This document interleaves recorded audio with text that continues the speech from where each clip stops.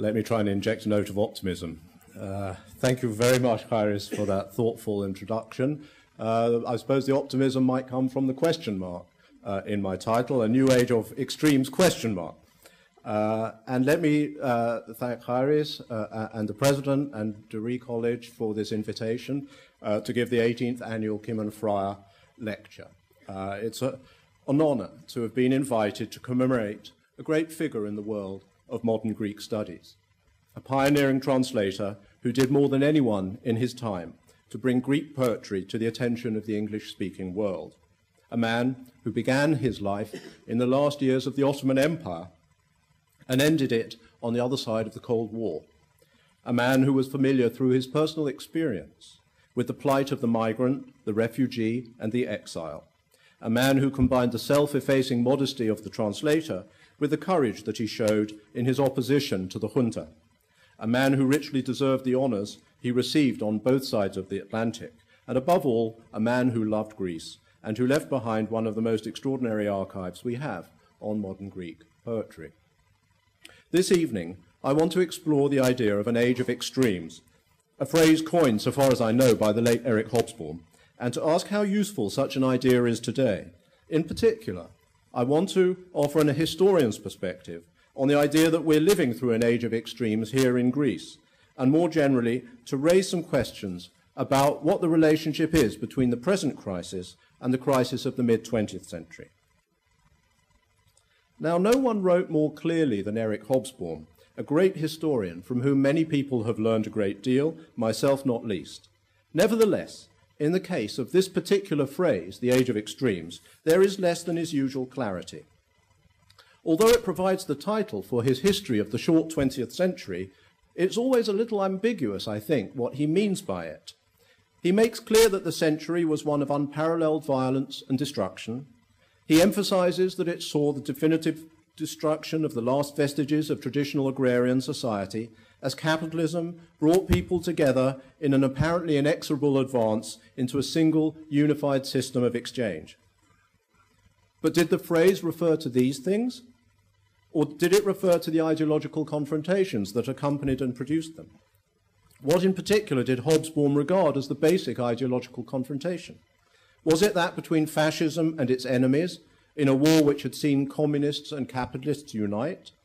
Or was it the struggle between capitalism and communism itself, or some combination of both? One thing is clear. Europe's mid-20th century crisis was a period of unprecedented mass killing. And so you can't divorce the idea of an age of extremes from the question of violence. Whether you're talking about the new violent mode of politics that emerged on Europe's streets after the First World War, or the violence of mass state incarceration and mass murder that became visible first in the Gulag and then in the Nazi concentration camp system that reached its peak a decade later. To me, it seems plausible to see the interwar age of extremes as the moment in which the politics of the word, in the most general sense, was replaced by the politics of direct action and by a politics of, how shall I call it, militarized mobilization. Everybody seems to have been always marching around in the 1930s. Now, historians have spent years trying to agree who was a fascist and who was not, and what connection, if any, we should draw between the violence of the left and the right, and I will return to this question below. But the fundamental source of the rise of both between the wars lay in something that historians have studied much less, a deep crisis of parliamentary democracy. Remember that in 1918, this was regarded as the great victor of the First World War, and parliamentary regimes with new constitutions were established throughout Europe.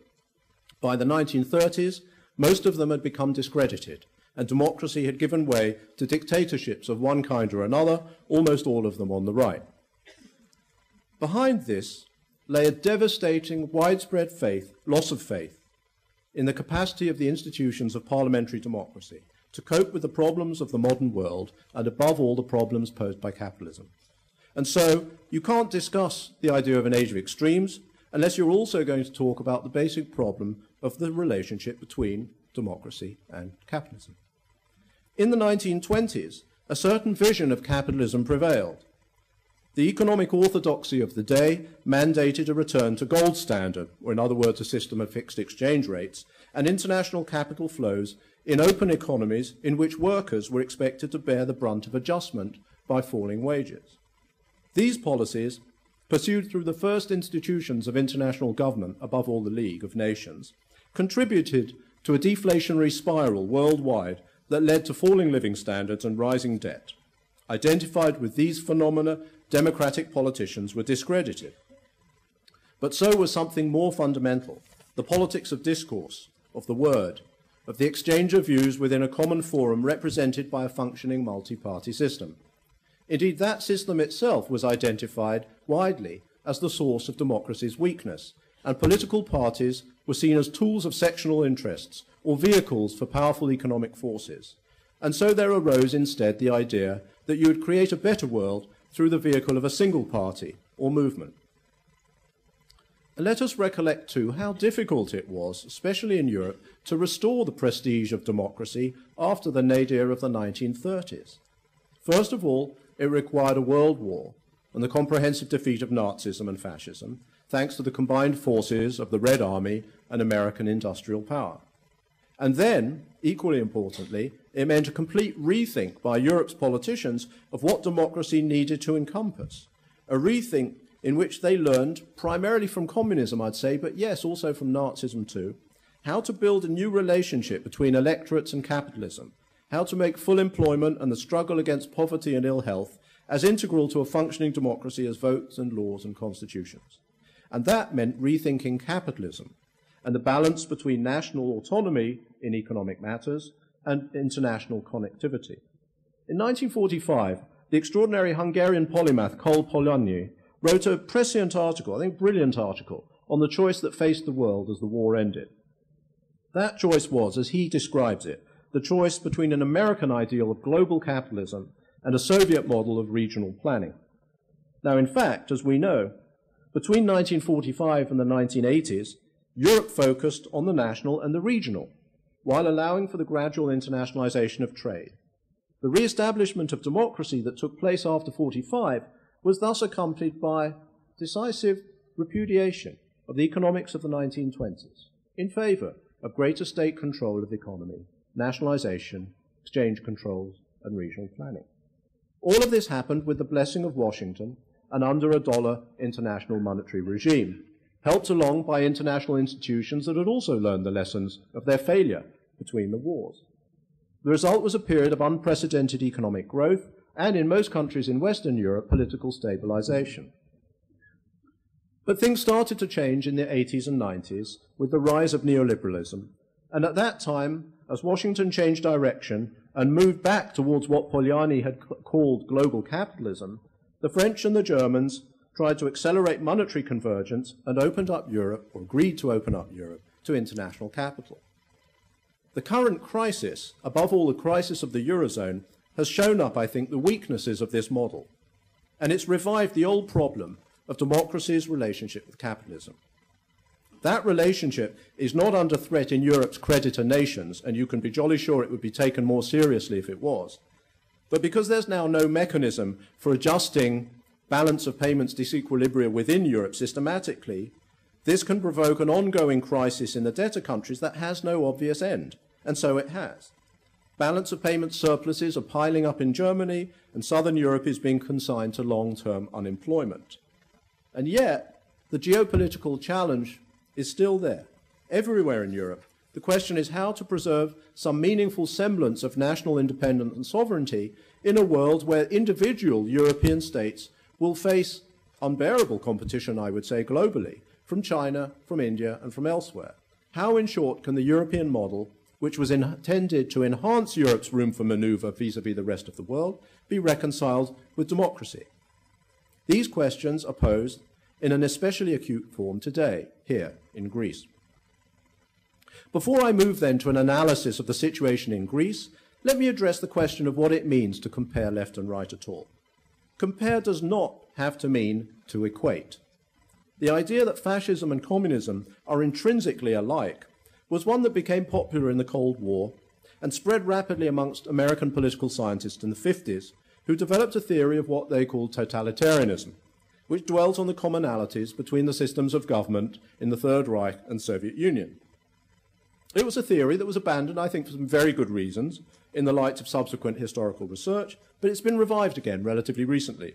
And today one can find some good historians, actually, returning to this idea, insisting on the kindred nature of Nazism and communism. Now, from the perspective of a liberalism that sees individual liberty as the supreme value, this argument may seem plausible. After all, the two regimes killed far more people through state action, were far more violent in that sense than any others in European history. On the other hand, all the obvious ideological differences between the two kinds of outlook and regime, their credos, their relationship to liberalism, their modes of thinking about politics itself, have to be overlooked. One thing we can say for sure is whatever Hobsbawm meant by the age of extremes, he did not mean to endorse this idea of the fundamental kinship between fascism and communism. And if I stress this, it's because the totalitarianism thesis today is a point of departure for some in Greece, because for some, particularly in or supportive of a government which sees itself as embattled on all sides, it has some purchase. The government, and I would say especially New Democracy, has talked a great deal in recent months about the need to combat the twin extremes of right and left. The memory of the interwar era and of Weimar as a kind of warning from history has been evoked by the Prime Minister in this spirit. Speaking in memory of Eleftherios Venizelos last month, another New Democracy MP recalled a statesman who had, he said, and I quote, always fought against the extremes. And this in turn, as you know, has led Syriza and the Kukue in particular to protest against what they call a propaganda peri akron, which they view, I think correctly, as a way of delegitimizing them. Now, I'm myself broadly sympathetic with their critique, and I don't think very much of the totalitarianism thesis, and I'll say more about it. But I do think the issue of the crisis of parliamentary democracy and of political institutions in general is sufficiently serious in Greece today to warrant looking at the various kinds of positions that have been taken by both the extreme left and the extreme right on fundamental questions of political power. We could have an interesting philosophical discussion about what we mean by extremes. We could talk about how such language is always perspectival, how it presupposes a kind of normative centre from which the extremes come to seem like extremes, and how therefore such a phrase itself involves a set of covert or overt judgments about what's good and what's bad in politics. After all, as a New York Times journalist recently discovered, viewed from the perspective of Exarchia, it's the government itself that's acting in a totalitarian fashion. We could, and maybe we can continue that line of discussion afterwards. But I want to cut short the political philosophy to define my terms. To talk about an age of extremes presupposes a certain attitude towards the existing state institutions. That is quite true. They are there to be defended, says this view, against those who would completely destroy them. But then, as I see it, in the context of the Metapolitevsi, the great lesson that most Greeks learned from the junta was indeed the need to defend their democratic liberties within a parliamentary system. In that sense, they demonstrated their faith in the new institutions, and they voted pretty systematically all the way up until the spring of last year for one of two major parties, both of which, with quite different visions of where Greece should go, shared a common acceptance of this basic understanding. But as you know better than I, what happened under the pressure of the crisis was very dramatic. Not only did one of those parties, PASOK, suffer one of the most precipitous declines in electoral support anyone can remember, but the overall party landscape changed out of all recognition. Entirely new parties sprang up, some older fringe parties disintegrated, some others did brilliantly well. For a time, politics seemed to revolve solely around the question of whether you were for or against the mnemonio. But opposition to the mnemonio became increasingly difficult to distinguish in many quarters from opposition to the entire course of the Metapolitevsi itself. For some, it was in fact a short step to go on and denounce post-war democracy, usually in the name of some higher, purer and better democracy. This opposition was couched increasingly in terms of the defence of the nation, of a meaningful national sovereignty, of resisting those who would sell the country out to the plutocrats, the financiers. It's thus in Greece that you see in an especially acute form what you see in many countries, the emergence under the pressure of this great crisis of capitalism of a new discourse of national independence that regards the existing political institutions not merely as culpable, but as basically rotten and, yes, illegitimate. And this is connected, of course, with the unmistakable evidence of endemic political corruption on the one hand, and on the other hand with rising political violence in the streets, TV studios, and shopping malls, and now even in hospitals. The biggest winner the first time Europe experienced a systemic crisis of parliamentary democracy was the radical right, and its striking success, sweeping much of the continent in the 30s, is one reason to take the present rise of the extreme right in Greece very seriously. The more so as it's something entirely new to the Greek scene, something you simply cannot say of any other political force in the country today. A force which had always been marginal and in electoral terms now represents in the shape of Golden Dawn what some pollsters say is possibly the third largest party in the country. It's a fact which cries out for analysis and explanation, and it offers the single most compelling reason, I think, to talk about a new age of extremes in Greece.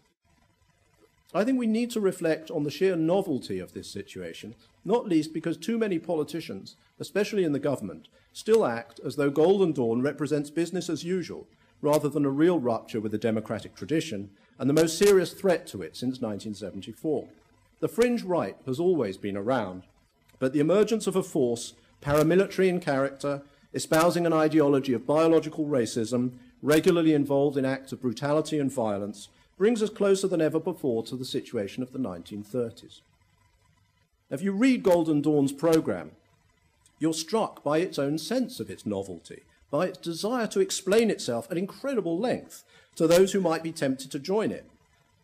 It contains a weird kind of running discussion with critics and historians.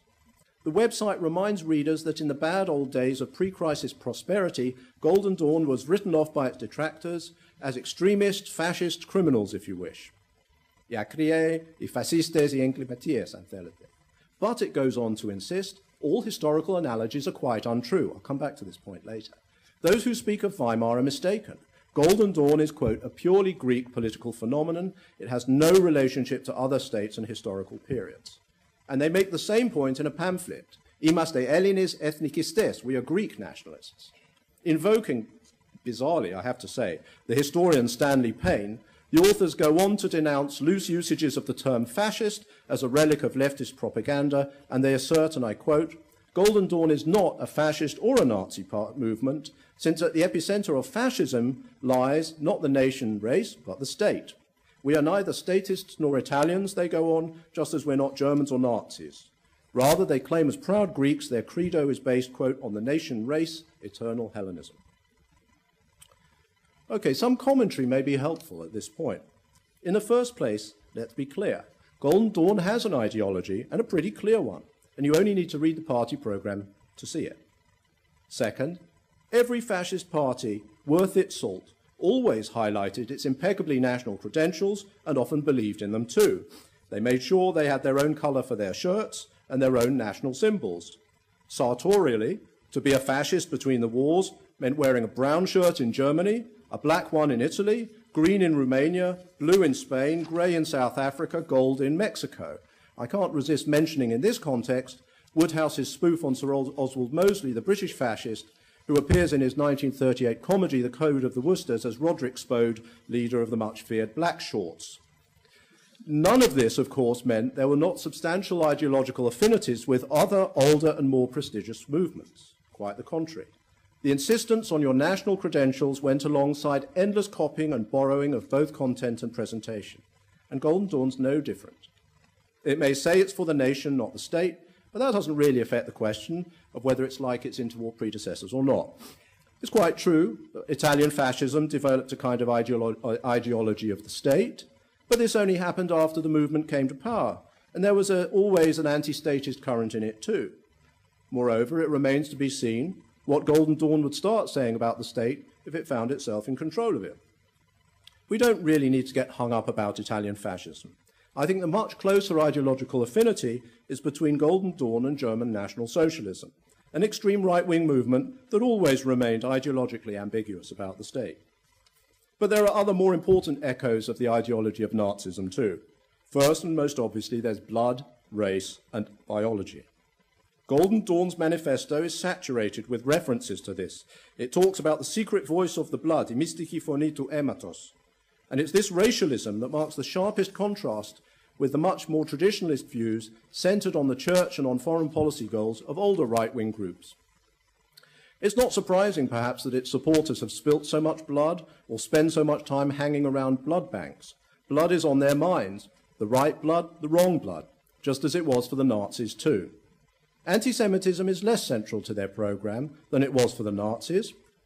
On the other hand, there are plenty of references to what is regarded as the greatest enemy of all, the immigrants, who supposedly endanger Hellenism, especially in its current enfeebled demographic state, who constitute the foreign element in the national body, who must be expelled to restore the nation to health.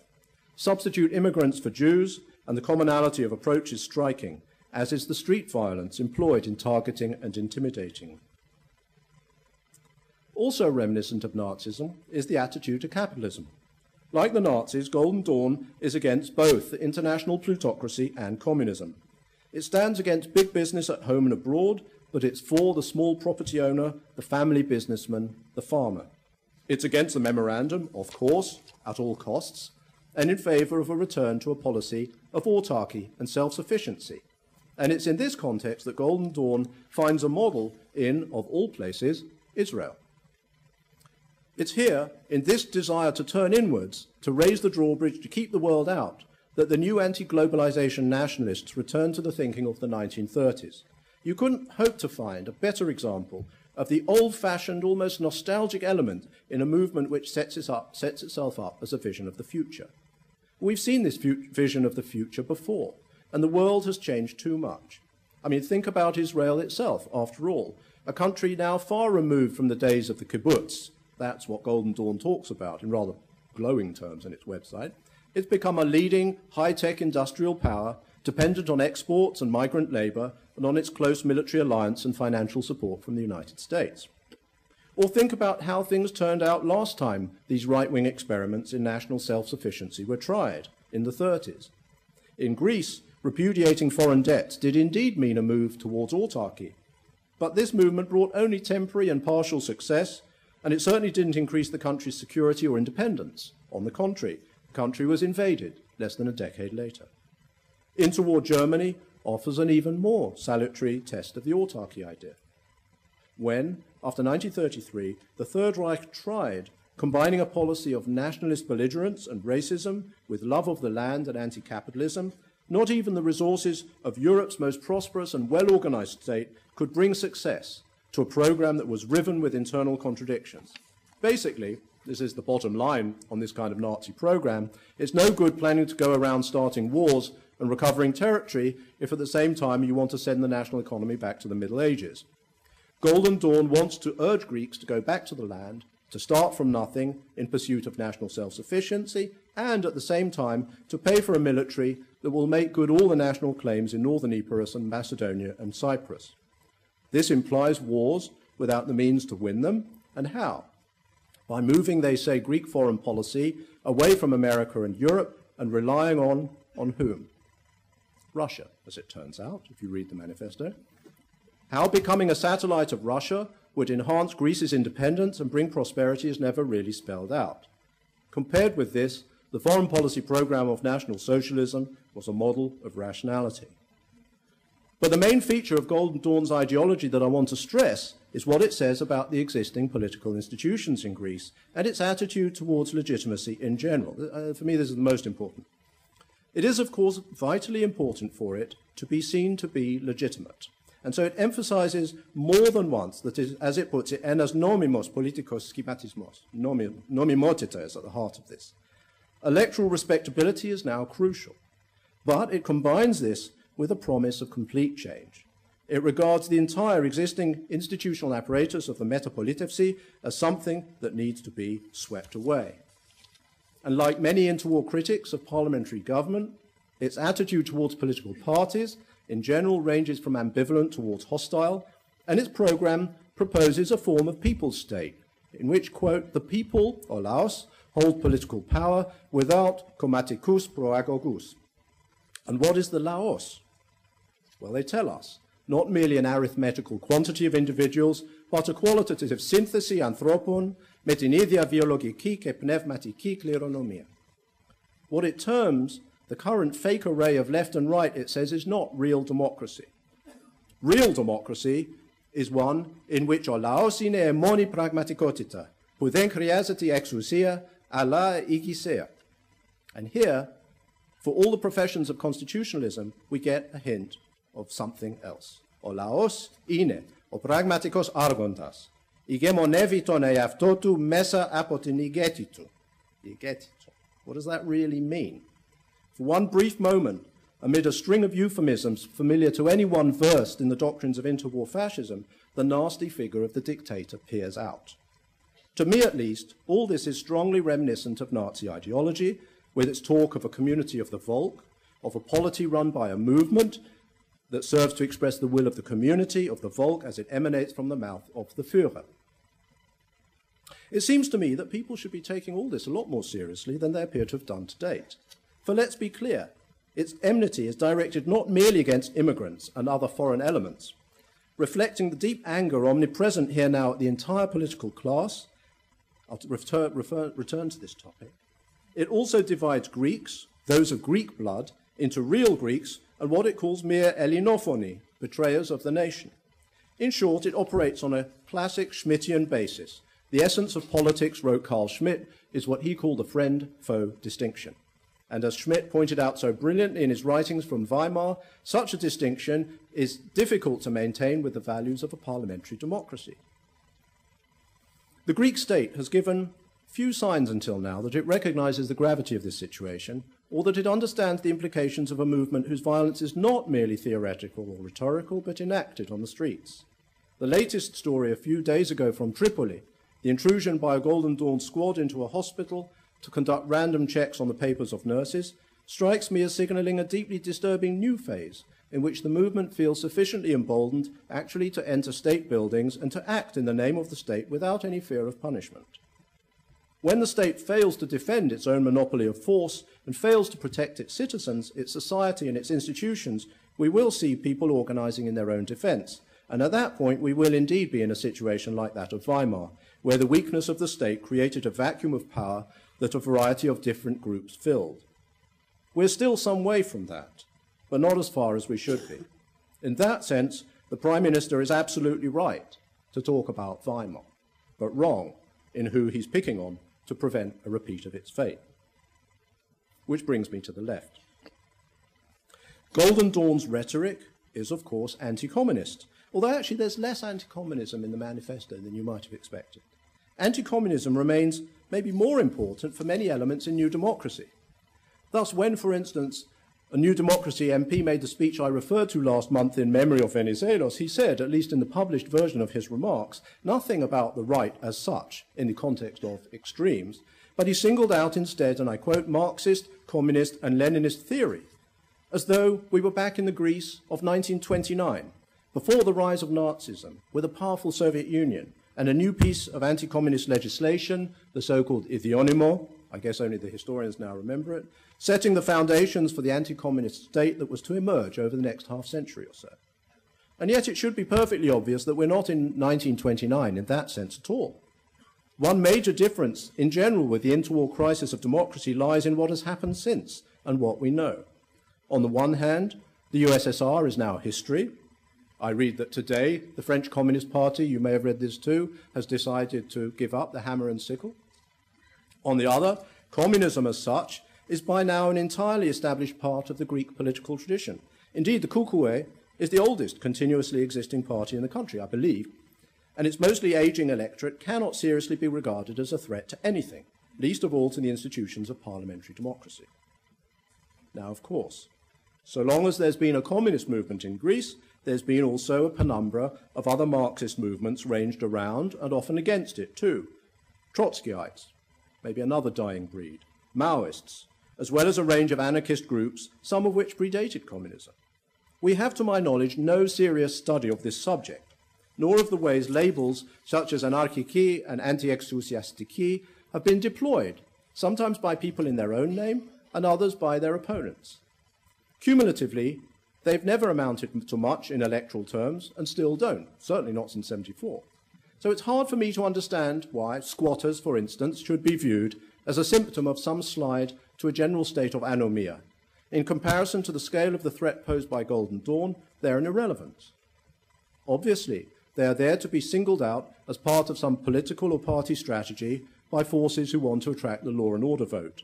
And equally obviously, in this situation of extreme economic fragility, property rights are more vulnerable and therefore more highly charged than ever before.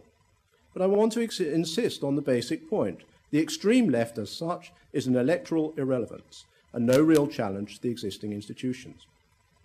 Of course, a fringe of that left has taken up arms and violence, as Charis mentioned, ever since the fall of the junta. Groups like November the 17th never really believed in the Metapolitefsi at all. Greece to them had remained under foreign occupation, indeed for some of them ever since 41. The Americans had taken over, but the oppression of capitalism continued.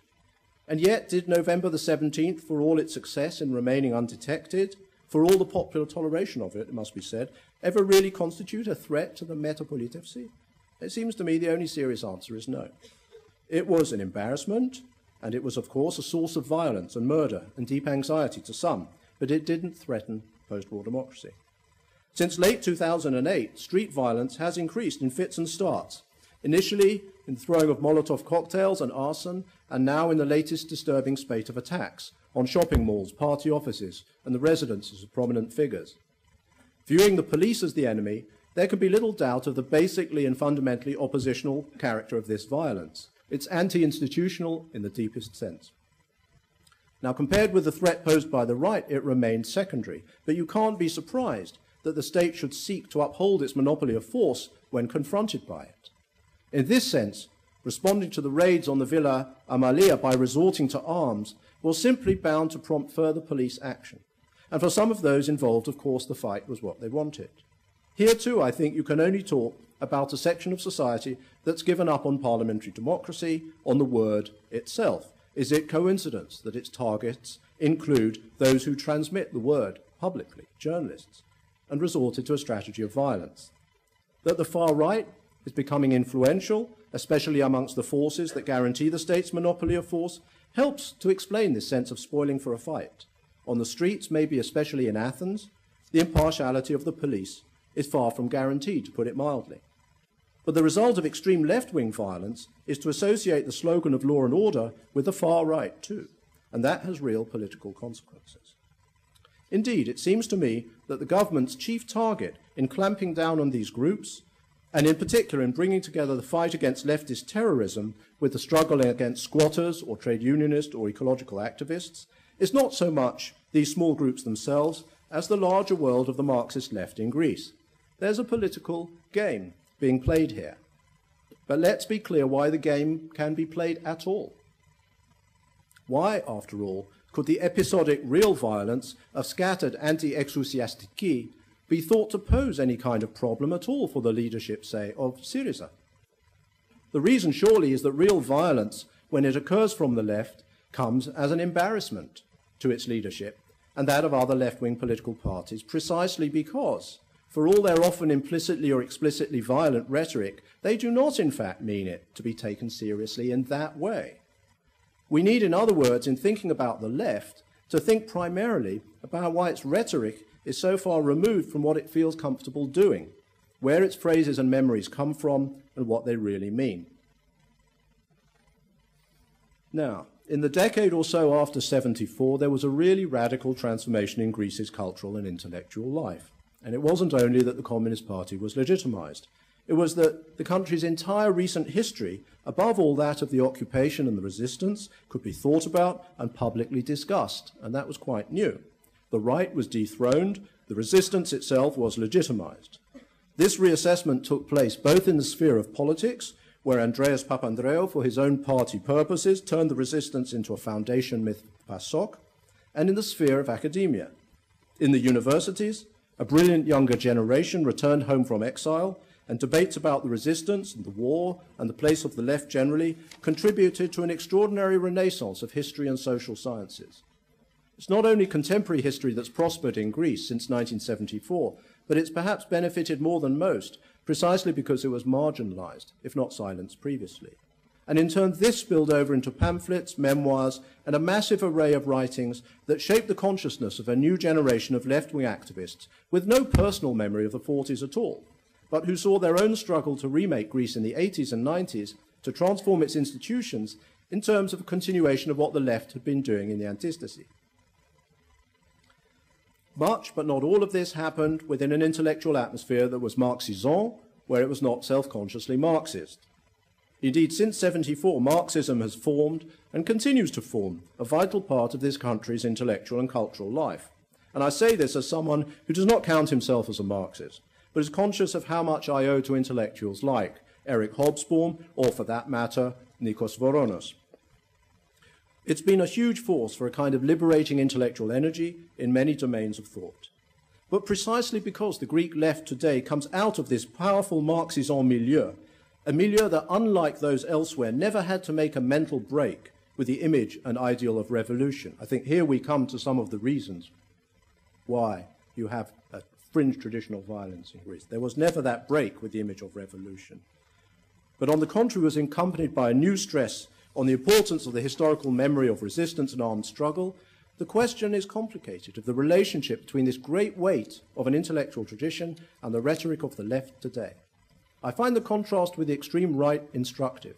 For Golden Dawn, the past is something to be repudiated if it's to prosper electorally. As we saw, denying any connection with the past is something it goes to great lengths to do. For the left, on the other hand, its connections with history are to be upheld at all costs, even when they're actually misleading. Especially, I'm tempted to say, since politics became a struggle for or against the mnemonio. This increased the temptation to use the vocabulary of the 40s and to speak as though the country faced a new occupation and new forms of collaboration and resistance. And I think in particular that Syriza's fragility, its extraordinary heterogeneity, could be overcome, for how long we shall see, by this kind of appeal to history. In a way, a kind of hearkening back to the strategy of Andreas Papandreou in the 80s, except that Syriza is even more fragmented than PASOK was, much more. The result was mostly, in my view, a kind of rhetorical excess, a way of attracting votes in pursuit of the drive to find radical solutions to the country's problems, but it could be taken seriously as a call to arms, and it has been by some. And now this image of the anti-memorandum militant, rooted in the glorious struggles of the past, becomes a kind of rhetorical Frankenstein for Syriza itself, one which its opponents can take full advantage of. Of course, it must be emphasized that this revolutionary rhetoric on the left that I'm referring to is linked at the same time to a serious, often self-questioning collective effort to think through the crisis. Some of the most serious recent work, for instance, on the economic background to the crisis, comes out of the Syriza milieu, if I can put it that way. In this, it forms a striking contrast with the right, whose intellectual poverty could not be more obvious. It's instructive, for instance, to read New Democracy's website. Its ideational content about its ideology is about as brief as it can be. In fact, something which I think is an asset to the party rather than a drawback. They have no ideology to have to defend. That's an enormous asset for a party. As for Around Golden Dawn, there's simply nothing, to state the obvious, to begin to compare with the quality of intellectual production in and around the revolutionary and quasi-revolutionary left in Greece. And so here's the challenge for the left. Given the powerful grip of the world of Marxism revolutionary thought which has shaped it, can it realign rhetoric and reality? Can it bring itself to explicitly embrace the institutions of parliamentary democracy? And can it do so, above all now, in the most unforgiving circumstances, when the institutions of parliamentary democracy have been so discredited by all the stories of the past months and years, by endless corruption, and of course by the policy of austerity itself? The most unforgiving circumstances, but also the most necessary, given that the country faces the deepest institutional crisis it's known for decades. To do this will mean not abandoning, but finding a new relationship with those historical memories and inspirations that it draws from the years of resistance above all. It will mean translating them from an idiom of resistance as opposition, to something more constructive, less negative, more participatory in the messy business of government. It will mean giving up the idea that this is another occupation, and that the business of government is a form of collaboration, and that will leave it in unfamiliar and uncomfortable territory. Responding to this challenge falls to the left, I think, because it has a vital part to play in ushering the country through the current crisis. The anti-institutionalism, the anti-statist character of Golden Dawn on the one hand and the extreme left on the other is connected, obviously, to the idea of dirty hands, to the critique of bicomatismo and to systema. People everywhere are outraged at the way, it now seems in retrospect, the two major parties of the post-war era colonized the state and took it over as though it was theirs. The critique of Metapolitevsi, Golden Dawn talks about the end of the Metapolitevsi, gains traction from the idea that the construction of public institutions after 74 was primarily a matter of private and party gain. And so the key political challenge is to find a way to restore the credibility of the institutions of the state and of public life, to find a conceptual space in which to talk positively about the state without appearing to condone corruption. The two major parties have been completely unable or unwilling to do this. Both of them have acted, and I think continue to act, as if corruption was really someone else's problem. And the question of the Lagarde list has been all too revealing, although the problem goes much deeper. So who can fill the gap? Who can find a persuasive way to talk about a renewal of public institutions in a credible fashion? It falls to the left because the left occupies that political space which identifies itself with the idea of a properly functioning public sector, despite, or maybe because of the current pressure from abroad to dismantle it.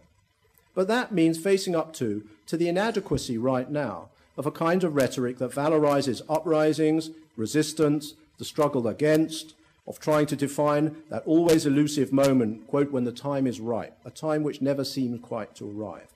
Can it do that? And can it do that now, in a moment when to make such a transition would inevitably arouse shouts of capitulation before the forces of international capitalism? I don't know.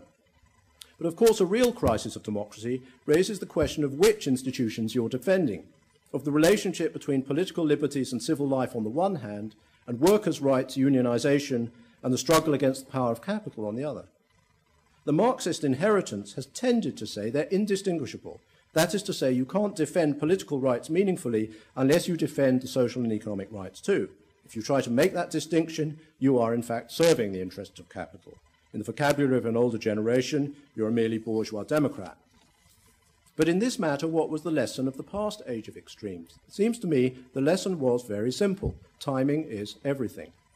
In Weimar Germany, it was the split within the left and between the left and the center over these very issues that ushered in the victory of National Socialism in 1933.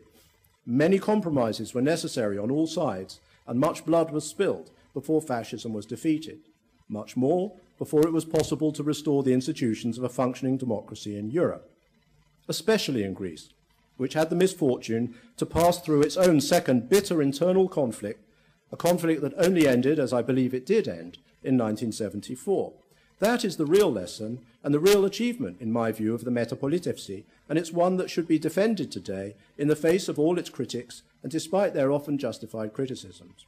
But to defend the achievement of the Metapolitevsi is going to need something very hard, a real rethinking on all sides of the historical categories in which we talk about the present and we define political possibility. Let me end by saying that it seems to me that one of the deepest features of the crisis has been to engender a widespread feeling of powerlessness and a desire amongst all sorts of people to do something, to do anything, to assert their own sovereignty in a world which is reducing them to ciphers. One can only sympathize with this sense of wanting to become an actor, a sense which I see stretching right across the political spectrum. And yet the prerequisite, surely, for knowing how to act is knowing how and what to think about the situation we face. And this is maybe where history can help, not least because history is so much on people's minds and tongues right now. In this lecture, I've tried to suggest one way how. Thinking with history need not mean thinking oneself back into the past, as though emancipating yourself from the present can be achieved by replaying the past with a new ending, happy ending this time. Thinking with history can also mean thinking about what's changed and what remains, about how to emancipate yourself from history, and about the categories that can confine. We're in an old situation, and we're in an entirely new situation, and both are true. And a lot of work lies ahead before we can figure a way out. Thank you very much.